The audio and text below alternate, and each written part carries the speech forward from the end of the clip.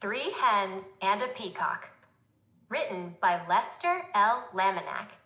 Illustrated by Henry Cole.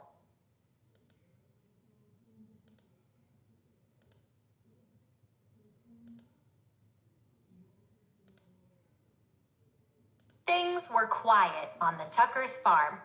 The cows chewed their cud. The hens clucked and pecked and laid their eggs. The old hound stretched out on the porch, watching and listening. Once in a while, someone would stop to buy tomatoes or corn, perhaps a quart of milk. Nothing unusual happened there, until that Peacock showed up. The cows and the hens and the old hound kept right on doing what they'd always done. But that Peacock had never lived on a farm. He had no idea what to do.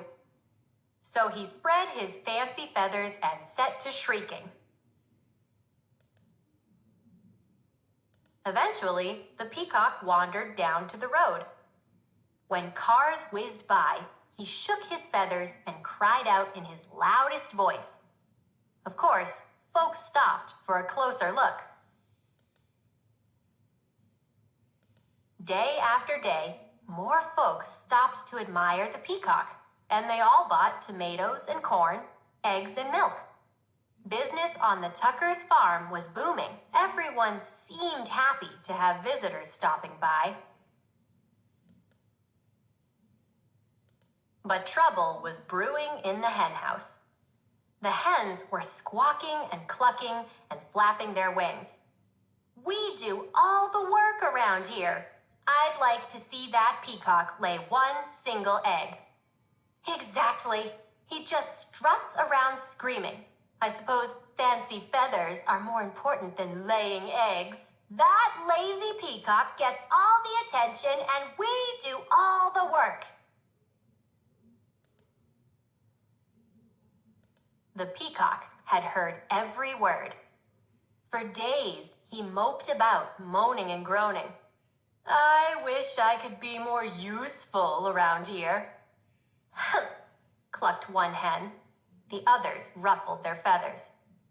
The old hound stretched and slowly raised his head. "Why not let the Peacock stay here to be useful while you hens take the glamorous job down by the road?" The three hens began clucking to one another. "What a wonderful plan!" "Yes, it's a fabulous idea."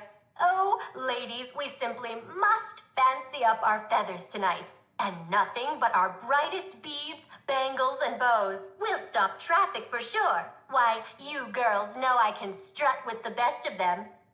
The Peacock perked up. "Let's do it," he declared. "Tomorrow I'll stay here, sit on a nest, and cluck." "And we'll get all gussied up," said the hens. "We'll be so glamorous." At sunrise the next morning, the hens strutted down to the road. The Peacock marched right to the henhouse and poked his head inside. The hens flocked by the road, waiting for a car.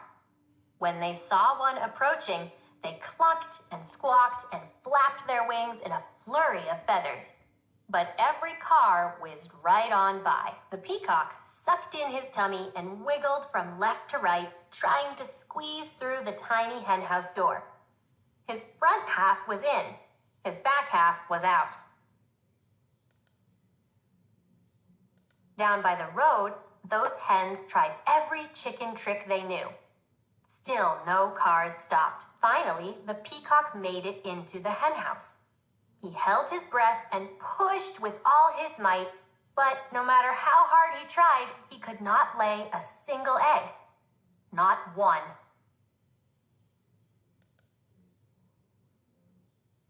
The old hound stretched out on the porch, watching and listening. "What's that Peacock doing in the hen house?" asked Farmer Tucker. "Who knows?" said Mrs. Tucker.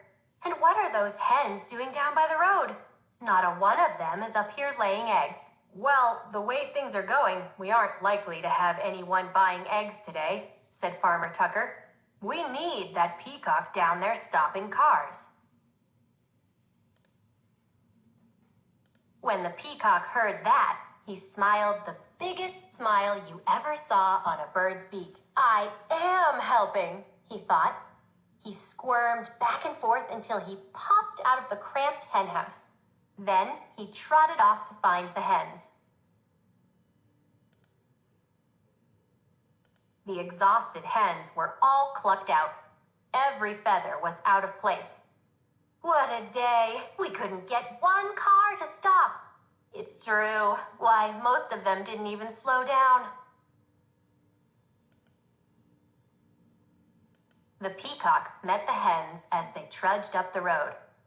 "I can tell you I'm no good at laying eggs," he said. "I'm just not meant for it." One hen nodded. "I put on my stellar strut and even I couldn't stop a single car," she said. "I have to hand it to you, Fancy Feathers. Your job is harder than it looks." The other hens agreed. The peacock looked relieved. So the hens marched back to the hen house. The peacock strutted down to the road. The old hound stretched out on the porch, watching and listening. And things were quiet again on the Tuckers' farm.